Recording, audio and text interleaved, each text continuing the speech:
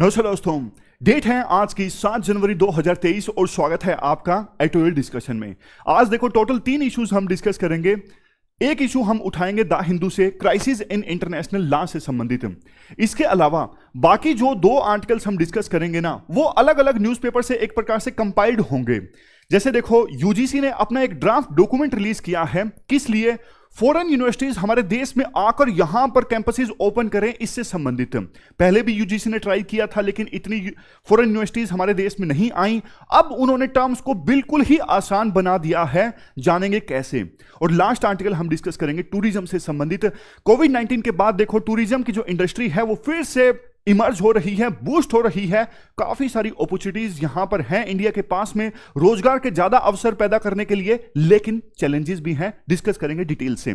Discussion हम start करें उससे पहले कोट देख लीजिए जिस पर क्वेश्चन पूछा जा सकता है। Human approach can solve insurmountable problems where all other measures have failed. Human approach कौन सी अप्रोच होती है पहले बताइए। ह्यूमन अप्रोच मतलब वो अप्रोच जिसमें काइंडनेस शो की जाती है, कंपैशन शो किया जाता है। और इनसरमाउंटेबल प्रॉब्लम्स का क्या मतलब होता है? मतलब प्रॉब्लम इतनी बड़ी है जिनको एड्रेस करना आसान नहीं है। जैसे देखो क्लाइमेट चेंज मान लीजिए, टेररिज्म मान लीजिए, कॉलोनिज्म पहले था। मतलब ये सारी जो प्रॉब्लम्स हैं ऐसी प्रॉब्लम्स हैं जिनको एड्रेस करना इतना आसान नहीं है, लेकिन ह्यूमन अप्रोच से इन प्रॉब्लम्स को दूर किया जा सकता है।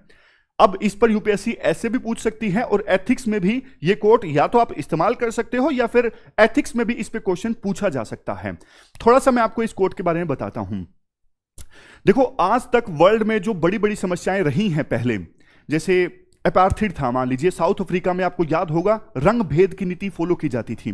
कॉलोनिज्म मान लीजिए, यूरोपियन कंट्रीज ने एशिया, अफ्रीका, लैटिन अमेरिका, इन कॉन्टिनेंट्स के कितने देशों को गुलाम बनाया था अपने फायदे के लिए, इनको लूटा था। इवन भारत 200 सालों तक गुलाम रहा। स्लेवरी मान लीजिए, किस प्रकार से स्लेव्स बनाए जाते थे, उनसे घर का और दूसरा काम करवाया जाता था। ये सब प्रॉब्लम्स खत्म हुई। क्यों? क्योंकि देखो समय के अनुसार ह्यूमन अप्रोच को फॉलो किया गया, मानवता को ऊपर रखा गया, काइंडनेस शो की गई, कंपैशन शो किया गया, तभी ये सारी जो बुराइयां हैं ना वो खत्म हुई। आज भी देखो इसी प्रकार की अप्रोच की जरूरत है। अगर रशिया ह्यूमन अप्रोच को फॉलो करता, हालांकि देखो डिबेट हो सकती है रशिया ने वार क्यों स्टार्ट किया, हम फिलहाल आईआर में नहीं जा रहे हैं, एथिक्स तक सीमित हैं। अगर दोनों देशों के द्वारा ह्यूमन अप्रोच को फॉलो किया जाता तो रशिया और यूक्रेन के बीच युद्ध नहीं होता। अगर डिप्लोमेसी को ऊपर रखा जाता वायलेंस के, तो शायद युद्ध नहीं होता। तो मतलब ह्यूमन अप्रोच ऐसी अप्रोच है जो बड़ी बड़ी प्रॉब्लम्स को एड्रेस करने में मददगार साबित हो सकती है। जब कोई अप्रोच काम ना आए तो ह्यूमन अप्रोच काम आती है। मैं आपको एक जबरदस्त एग्जांपल देता हूं। देखो, आज न्यूज़पेपर में पढ़ रहा था, सीजेआई जस्टिस चंद्रचूड़, खबर यह थी ये अपनी डॉटर्स को सुप्रीम कोर्ट में लेके आए, उन्हें अपना वर्क प्लेस दिखाने के लिए। तो देखो, बाद में जब मैंने ये खबर पढ़ी, पहले तो अच्छा लगा कि वो अपनी बेटियों को लेके आए, लेकिन जब डिटेल से खबर पड़ी ना, उनकी जो बेटियां हैं वो डिफरेंटली एबल्ड हैं और वो अडोप्टेड हैं। मतलब जब Chandrachud, justice Chandrachud Allahabad high court के चीफ जस्टिस थे ना, तो उन्होंने 2 डॉटर्स को अडोप्ट किया था और डिफरेंटली एबल्ड हैं दोनों। अब आप एक बार सोच के देखिए, मतलब मैंने अपने आसपास या फिर न्यूज़पेपर में ऐसा कोई एग्जाम्पल नहीं देखा कि डिफरेंटली एबल्ड लोगों को किसी ने अडोप्ट किया हो, बच्चों को किसी ने अडोप्ट किया हो। बहुत सारे केयर सेंटर्स हम देखते हैं, उनके बारे में सुनते हैं, लोग बहुत अच्छा अच्छा काम करते हैं, लेकिन डिफरेंटली एबल्ड चाइल्ड्स को अडॉप्ट करना ये वास्तव में बहुत बड़ा एग्जाम्पल सेट करने वाली बात है। ये जो एग्जाम्पल है इंक्लूसिवनेस को शो करता है, ये जो एग्जाम्पल है ह्यूमन अप्रोच को शो करता है। तो जब एथिक्स में आप कुछ ह्यूमन अप्रोच के बारे में लिखो, कंपैशन के बारे में लिखो, इंक्लूसिवनेस के बारे में लिखो, तो सीजीआई चंद्रचूड़ का नाम आप दे सकते हो इस मामले में ये एग्जाम्पल देते हुए। समझ गए? तो ये हमने एग्जाम्पल डिस्कस किया। अब हम डिस्कशन स्टार्ट करते हैं। और first important article is related to tourism. आप देखो जीएस पेपर 3 के इस टॉपिक से आर्टिकल को रिलेट कर सकते हो। क्या कंटेस्ट है? देखो, जब कोविड-19 की महामारी आई थी ना, तो हम सब ने देखा एयरपोर्ट्स पूरी तरह से बंद, फ्लाइट्स पर बैन, खतरा था कोरोना वायरस हमारे देश में ना आ जाए। उसके बाद होटल्स ऑलमोस्ट ठप। मतलब देखो, जिस सेक्टर पर सबसे ज्यादा मार पड़ी थी ना कोविड-19 की, वो था टूरिज्म सेक्टर। लेकिन अच्छी बात यह है, अब टूरिज्म सेक्टर ने एक बार फिर से हमारे देश की इकोनॉमी में अच्छा कंट्रीब्यूट करना स्टार्ट कर दिया है। आजकल क्या देखा जा रहा है, फ्लाइट्स की बुकिंग काफी महंगी हो रही है। क्यों? सर्जिंग लगती है ना, जिस चीज की ज्यादा डिमांड हो वो चीज महंगी हो जाती है। तो फ्लाइट्स की टिकट्स की डिमांड ज्यादा है, महंगी टिकट्स मिल रही हैं। होटल्स की बुकिंग फुल चल रही है। एयरपोर्ट पर बहुत ज्यादा भीड़ देखने को मिल रही है। मैं बताता हूं, मैंने काम से गया था पुणे पिछले दिनों। हुआ क्या, देखो इतना टाइम तो दिल्ली से पुणे की फ्लाइट में नहीं लगा जितना कि एयरपोर्ट में सिक्योरिटी क्लियरेंस में लग गया। ऑलमोस्ट 1.5 घंटे लग गए थे सिक्योरिटी क्लियरेंस में। सुबह सुबह का समय था तब भी। मतलब अच्छी चीज है देश के लिए। देखो इतने लोग टूरिज्म के लिए जा रहे हैं या फिर दूसरे काम के लिए जा रहे हैं, बहुत अच्छी चीज है। और देखो इस आर्टिकल में हम डिस्कस करेंगे क्या अपॉर्चुनिटीज हैं, क्या चैलेंजेस हैं जिनको एड्रेस करना जरूरी है। क्योंकि देखो G20 का समिट है, इस साल इंडिया में होगा, आपको पता है। बहुत सारे फॉरेन डिग्निटरीज इंडिया में आएंगे। देखो जब गेस्ट हमारे घर में आते हैं ना तो क्या होता है, नई चादरें निकाली जाती हैं बेड पे, नए बर्तन निकाले जाते हैं, पूरी कोशिश की जाती है कि गेस्ट पर अच्छा इंप्रेशन जाए। तो फॉरेन डिग्निटरीज हमारे देश में आएंगे G20 के समिट के लिए, उनके सामने एक अच्छी इमेज प्रेजेंट करना जरूरी है ताकि वो एक अच्छा मैसेज अपने अपने देशों में लेके जाएं कि इंडिया एक जबरदस्त देश है टूरिज्म के लिए, यहां पे विजिट करना चाहिए। कुछ डेटा हम देखते हैं जो कि देखो आंसर राइटिंग में आप इस्तेमाल कर सकते हो। 2019 में देखो टूरिज्म तीसरे नंबर पे वो सेक्टर था जिसने सबसे ज्यादा फॉरेन एक्सचेंज अर्न किया।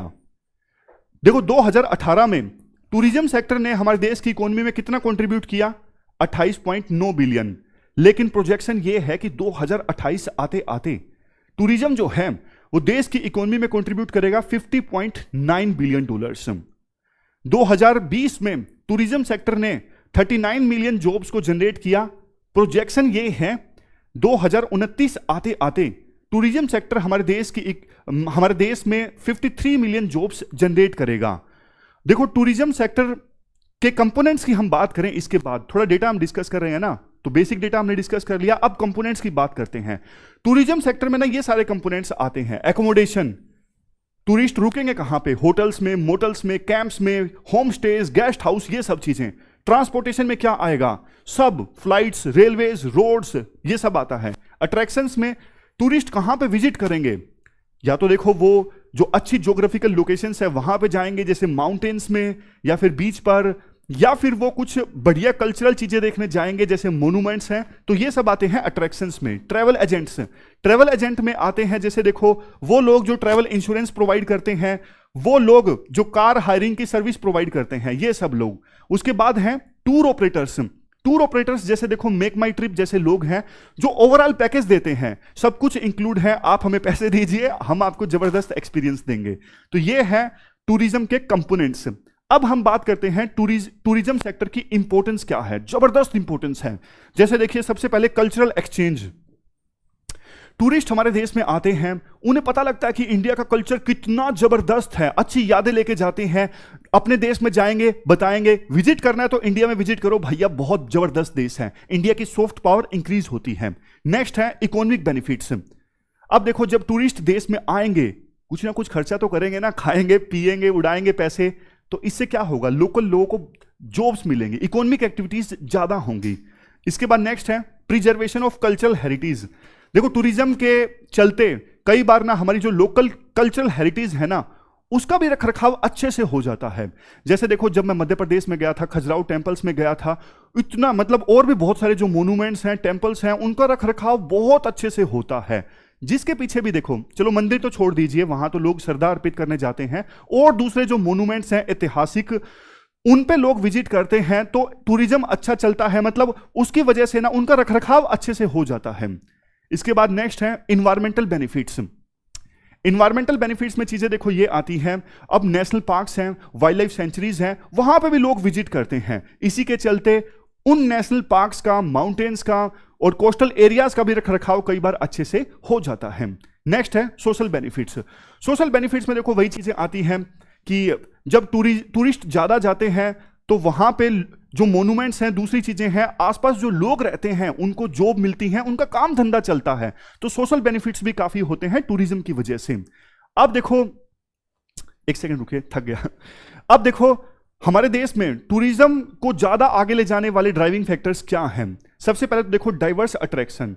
इंडिया की जो ज्योग्राफी है ना बहुत ज्यादा डाइवर्स है। मतलब बहुत कम ऐसे देश हैं जहां पे देखो माउंटेन्स भी देखने को मिलेंगे, कोस्टल एरियाज भी अच्छे हैं, डेजर्ट्स भी देखने को मिलेंगे।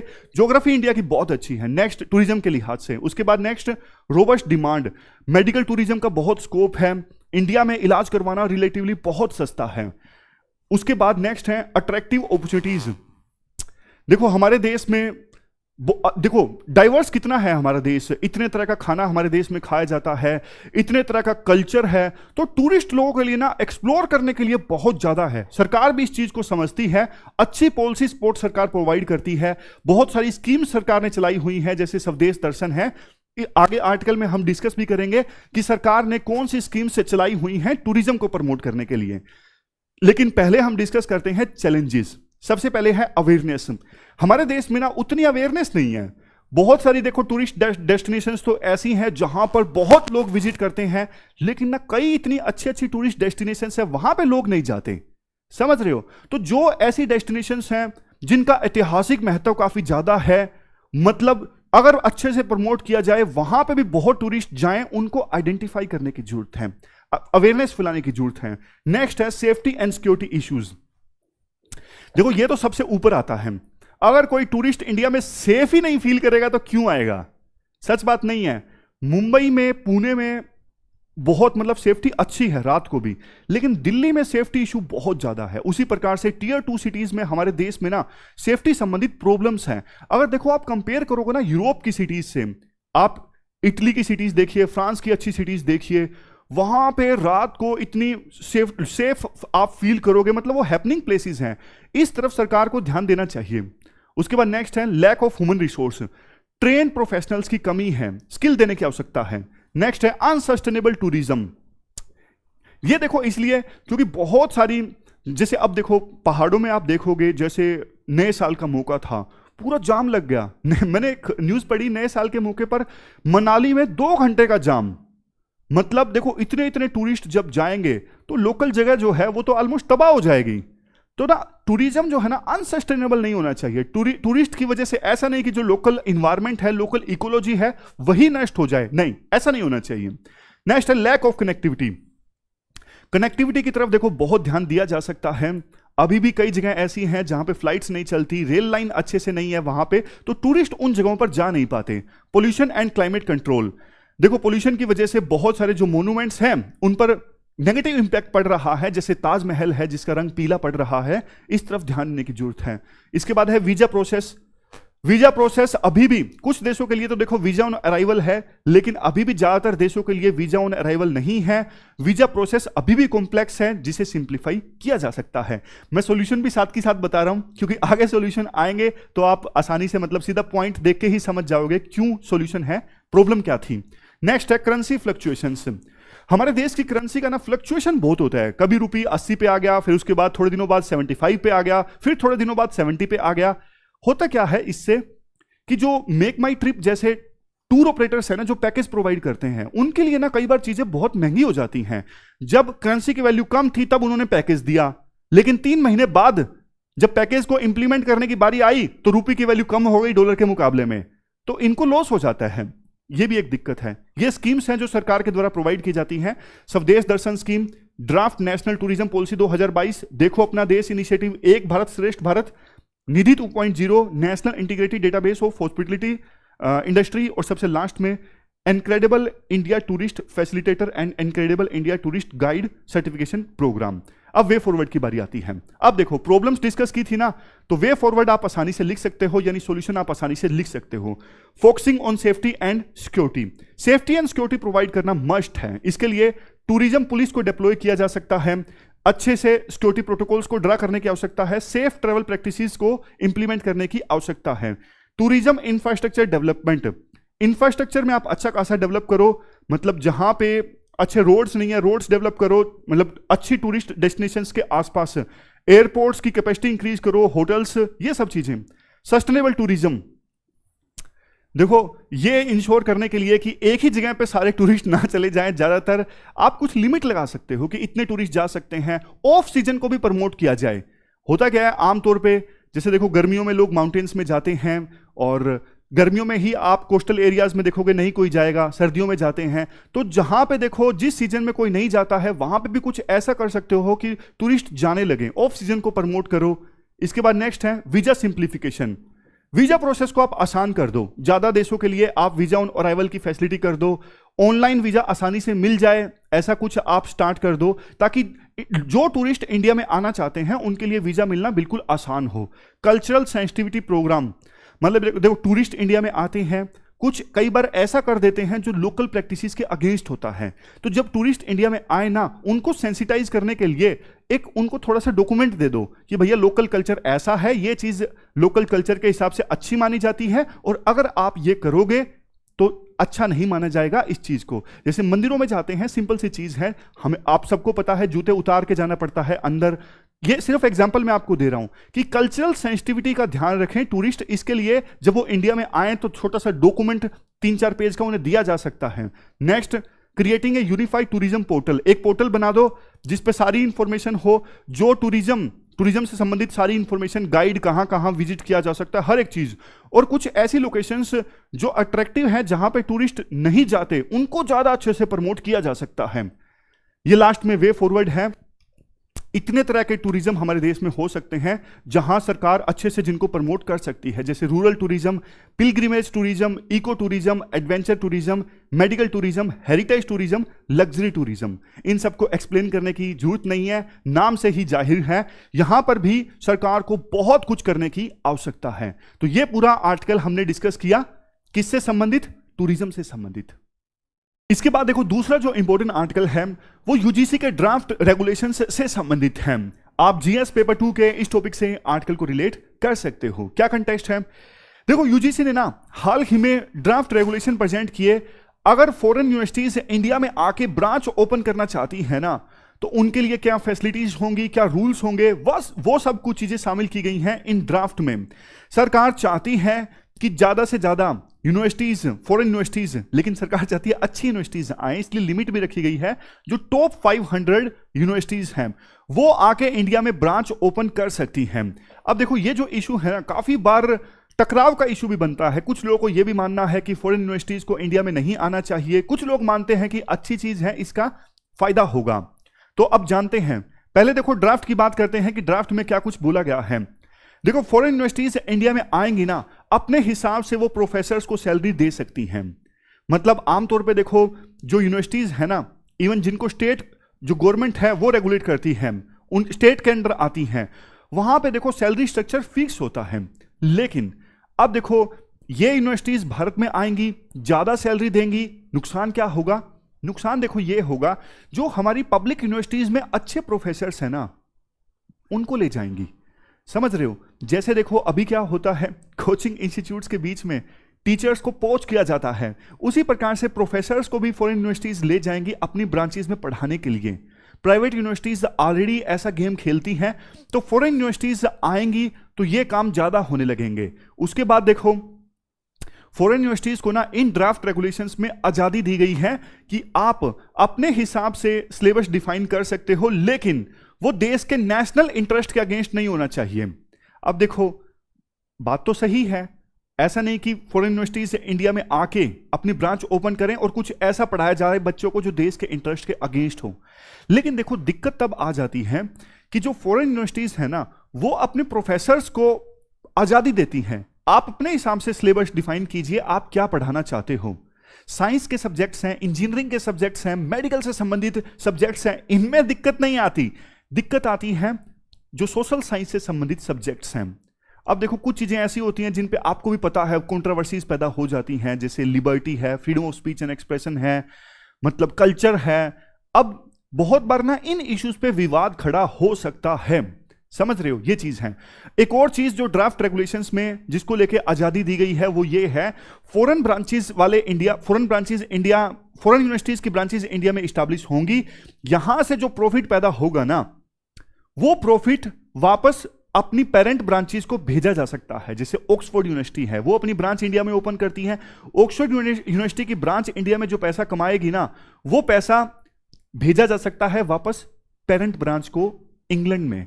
समझ रहे हो? दिक्कत क्या है? दिक्कत ये है, देखो एजुकेशन हमारे देश में ना एक पब्लिक गुड वाली चीज है, नोबल चीज है, पैसा कमाने से संबंधित देखा नहीं जाता इस चीज को। लेकिन फॉरेन यूनिवर्सिटीज इंडिया में आएंगी, पैसा कमाने के लिए फीस बहुत ज्यादा रखेंगी, अपनी मर्जी से रखेंगी, और ज्यादातर जो स्टूडेंट्स हैं वो तो देखो वंचित रह जाएंगे ना इन यूनिवर्सिटीज में आने से। मतलब इंक्लूसिवनेस नहीं है, समझ रहे हो? तो ये चीजें हैं जिन पे कंसर्न्स हैं। देखो अब हम बात करें क्या आर्गुमेंट्स दिए जाते हैं कि फॉरेन यूनिवर्सिटीज को इंडिया में अलाउ करना चाहिए अपनी ब्रांचेस ओपन करने के लिए। देखो जब वो फॉरेन यूनिवर्सिटीज इंडिया में आके ब्रांच ओपन करेंगी तो देखो बहुत कुछ लोकल यूनिवर्सिटीज को भी सीखने को मिलेगा, पढ़ाने का तरीका, करिकुलम क्या है, मतलब अच्छे अच्छे वो इनोवेशंस लेके आएंगी, कंपटीशन भी ज्यादा पैदा होगा। तो ये सब जो चीजें हैं वो तो देखो फायदा पहुंचाने वाली हैं। इवन देश अभी पब्लिक इंस्टीट्यूशंस में, हायर एजुकेशन के जो इंस्टीट्यूशंस है ना, वहां पे एडमिशन लेना भी बहुत ही ज्यादा डिफिकल्ट है। अब फॉरेन यूनिवर्सिटीज की ब्रांचेस ओपन होंगी तो ज्यादा सीट्स होंगी ना स्टूडेंट्स के लिए, ये भी फायदा होगा। समझ गए? तो ये सारे एडवांटेजेस हैं, स्टूडेंट्स को ज्यादा सीट्स मिलेंगी, वर्ल्ड क्लास पढ़ाने का तरीका, करिकुलम, टेक्नोलॉजी, ये सब हमारे देश में आएगी, R&D और ज्यादा अच्छे से हो सकेगी क्योंकि कंपटीशन पैदा होगा। अब कौन से आर्गुमेंट्स दिए जाते हैं विरोध में, चैलेंजेस क्या क्या हैं? चैलेंजेस की देखो थोड़ी तो हमने शुरुआत में भी बात की थी कि फीस ज्यादा होगी तो बहुत कम स्टूडेंट्स पढ़ पाएंगे, और अगर मतलब सैलरी अपनी मर्जी से जब ये ब्रांचेस दे सकेंगी फॉरेन यूनिवर्सिटीज की, तो हमारी पब्लिक यूनिवर्सिटीज में जो अच्छे प्रोफेसर्स हैं उनको पोच कर ले जाएंगे। और सिलेबस पे पाबंदी सिर्फ इतनी है कि सिलेबस नेशनल इंटरेस्ट के अगेंस्ट नहीं होना चाहिए। तो फिर देखो क्वेश्चन ये उठता है, लिमिट कहां आएगी? समझ रहे हो? और सरकार ने देखो ये कहा है कि हम टॉप 500 यूनिवर्सिटीज को आने देंगे। अब देखो पहले 100 यूनिवर्सिटीज में नहीं आएगा तो क्या गारंटी है कि अब टॉप 500 वाली यूनिवर्सिटीज जो हैं वो यहां पे आएंगी? और देखो एक और चीज, अभी ना आपने एक चीज आपको बताऊं, यूएसए की बहुत सारी यूनिवर्सिटीज ने अपने कैंपस दूसरे देशों में ओपन किए हैं, जैसे चाइना में, गल्फ कंट्रीज में। लेकिन देखो वो ना कैंपस इसलिए सक्सेसफुल हुए हैं क्योंकि लोकल गवर्नमेंट ने ना इंफ्रा प्रोवाइड किया है। लेकिन ना इन ड्राफ्ट रेगुलेशंस में सरकार ने कहा है कि भैया अपना इंफ्रा का तुम खुद ही जुगाड़ करो, हम आपको इंफ्रास्ट्रक्चर वगैरह कुछ नहीं देंगे। तो ना फॉरेन यूनिवर्सिटीज के लिए ना इंसेंटिव नहीं होगा ज्यादा। जो मैंने पिछली बात बोली, क्या गारंटी है कि अब टॉप 500 यूनिवर्सिटीज इंडिया में आएंगी, अपना कैंपस ओपन करेंगी? समझ रहे हो? तो ये भी एक चैलेंज है। लास्ट में देखो ये कहा जाता है फिर से कंक्लूजन में कि एजुकेशन जो है वो एक नोबल काज है। देखो जो भी ड्राफ्ट रेगुलेशंस प्रेजेंट किए गए हैं ना, वो अच्छे के लिए ही प्रेजेंट किए गए हैं। इससे सबसे ज्यादा एजुकेशन सेक्टर को फायदा होना चाहिए। ऐसा नहीं कि जैसे कोचिंग इंस्टीट्यूट हमेशा पैसे के पीछे भागते हैं, वो फॉरेन ब्रांचेस भी उनका एक ही उद्देश्य बन जाए कि ज्यादा से ज्यादा पैसा कैसा कमाया जाए, और देश के जो इंटरेस्ट हैं, एजुकेशन के जो इंटरेस्ट हैं, वो पीछे रह जाएं। ऐसा नहीं होना चाहिए। तो ये हमने पूरा आर्टिकल डिस्कस किया यूजीसी के ड्राफ्ट रेगुलेशंस से संबंधित। इसके बाद देखो लास्ट जो आर्टिकल है वो इंटरनेशनल लॉ से संबंधित है। राइटर कहते हैं जो इंटरनेशनल लॉ है अभी क्राइसिस में है। आप जीएस पेपर सेकंड के इस टॉपिक से आर्टिकल को रिलेट कर सकते हो। देखो आर्टिकल में मेन तो 3-4 पॉइंट्स निकल के आते हैं, मतलब 3-4 एग्जांपल मेनली राइटर देते हैं क्यों इंटरनेशनल लॉ जो है अभी क्राइसिस में है। शुरुआत में देखो एक कोट है जिसको आप इस्तेमाल कर सकते हो ऐसे में। कोट है प्रोफेसर हिलरी चार्ल्सवर्थ का। ये अभी इंटरनेशनल कोर्ट ऑफ जस्टिस में जज हैं। इन्होंने एक बार ना इंटरनेशनल लॉ को बोला था डिसिप्लिन ऑफ क्राइसिस। राइटर कहते हैं इनका जो कोर्ट है ना आज भी रेलेवेंट है। रेलेवेंट कैसे हैं आप देखिए। देखो रशिया ने यूक्रेन के ऊपर अटैक कर दिया, क्या यूएन ने इजाजत दी थी रशिया को? बिल्कुल भी नहीं। यूएन चार्टर का एक प्रकार से उल्लंघन किया गया रशिया के द्वारा। क्या कोई एक्शन लेने वाला है? नहीं है। देखो यूएन चार्टर बना था, यूएन कब बना? 1945 में। किस उद्देश्य से बना? इस उद्देश्य के साथ बना कि वर्ल्ड को थर्ड वर्ल्ड वार से बचाया जा सके। थर्ड वर्ल्ड वार तो देखो नहीं हुआ, लेकिन इंटरस्टेट वार कितने ज्यादा हो गए आपको भी पता है। अभी रशिया यूक्रेन वार चल रहा है, इवन इंडिया के ही इतने ज्यादा युद्ध हो गए, पाकिस्तान के साथ, चाइना के साथ, इजराइल के युद्ध हुए, मतलब अनेकों वार हुए हैं वर्ल्ड में। क्यों हुए? क्योंकि देखो यूएन चार्टर को फॉलो नहीं किया जाता, इंटरनेशनल लॉ को फॉलो नहीं किया जाता। इवन यूएस ने लीबिया के ऊपर अटैक कर दिया, इराक के ऊपर अटैक कर दिया। क्या यूएन की इजाजत ली गई थी? नहीं। देखो इंटरनेशनल लॉ से मतलब सिर्फ यूएन नहीं है, और कोई भी इंटरनेशनल कन्वेंशन है, इंटरनेशनल रूल है, कोई भी बॉडी है, सब आते हैं इंटरनेशनल लॉ में। बात यह है कि इनको ना फॉलो नहीं किया जा रहा है। जैसे देखो जब ना यूएसएसआर का डिसइंटीग्रेशन हुआ 1990-91 में, उसके बाद देखो वर्ल्ड जो था ना वो यूनिपोलर बन गया। यूनिपोलर मतलब यूएसए एकमात्र सुपर पावर बन गया यूएसएसआर के डिसइंटीग्रेशन के बाद। सी राजा मोहन कहते हैं कि उन 30 सालों में ना, जैसे 1990 से लेके 2000 से लेके कुछ साल मान लीजिए 2020 मान लीजिए या फिर थोड़ा पहले, उन 20-25 सालों में ना रिलेटिव पीस थी, क्योंकि एकमात्र सुपर पावर था। लेकिन अब ना सिचुएशन काफी ज्यादा खराब होने लगी है वर्ल्ड में। चाइना अपने आप को एक्सपेंड करता जा रहा है, रशिया आपको पता है क्या कर रहा है। तो ऐसी सिचुएशन में ना इंटरनेशनल लॉज का वायलेशन और भी ज्यादा होगा, समझ रहे हो। जैसे देखो राइटर ये कहते हैं जो चाइना और रशिया है ना, ये तो पहले भी इंटरनेशनल लॉ को ज्यादा रिस्पेक्ट नहीं करते। जैसे परमानेंट कोर्ट ऑफ आर्बिट्रेशन का वर्डिक्ट आया था, फिलीपींस और चाइना के बीच में विवाद था, जो वर्डिक्ट आया चाइना ने उसे मानने से इंकार कर दिया। चाइना कहता है हम किसी इस प्रकार के कोर्ट के फैसले को नहीं मानते। जबकि देखो बांग्लादेश और इंडिया के बीच भी मैरीटाइम डिस्प्यूट था, और लेकिन जब परमानेंट कोर्ट ऑफ आर्बिट्रेशन का वर्डिक्ट आया ना, तो इंडिया ने उस वर्डिक्ट को मान लिया। यह फर्क है इंडिया और चाइना के बीच में। तो देखो बात यह है, इवन यूएसए का एग्जांपल दिया जाता है। यूएसए किस प्रकार से आज के समय में, पहले देखो यूएसए डब्ल्यूटीओ को लेकर आने वाले देशों में शामिल था, उस समय यूएसए को फायदा होता था डब्ल्यूटीओ से। आज यूएसए को पता है कि डब्ल्यूटीओ से मुझे कोई फायदा नहीं हो रहा है।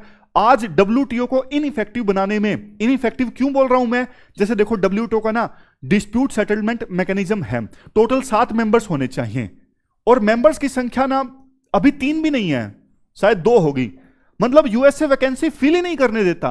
जब देखो डिस्प्यूट सेटल मैकेनिज्म में बंदे ही नहीं होंगे, मेंबर्स ही नहीं होंगे, मतलब वैकेंसीज खाली पड़ी हैं ज्यादातर, तो कैसे ये डब्ल्यूटीओ की बॉडी एक्ट करेगी। और ये यूएसए के कारण, क्योंकि यूएसए आज के समय में चाहता ही नहीं कि डब्ल्यूटीओ जैसी बॉडी काम करे।